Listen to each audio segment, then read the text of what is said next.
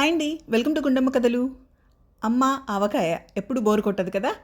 ఇవాళ మన రెసిపీ ఆవకాయ పచ్చడి అండి. సీజన్ వచ్చింది అంటే ఆవకాయ పచ్చడి పట్టాల్సిందే కదా. సంవత్సరం అంతా నిల్వ ఉండే ఆవకాయ పచ్చడిని ఈజీగా గిన్నె కొలతలతోటి ప్రిపేర్ చేసుకోవచ్చు. పచ్చడి ప్రిపేర్ చేసేటప్పుడు ఎప్పుడూ కూడా తడి అనేది లేకుండా ఉండాలండి.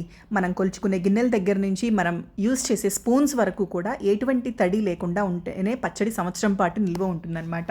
పచ్చడి కోసం మామిడికాయల్ని సెలెక్ట్ చేసుకునే దగ్గర నుంచి దానిలో యూజ్ చేసే కారం, ఆవాలు, మెంతులు, చిన్నుల్లిపాయలు ఇవన్నీ కూడా పర్ఫెక్ట్ మెజర్మెంట్స్తో ప్రిపేర్ చేసి చూపించాను.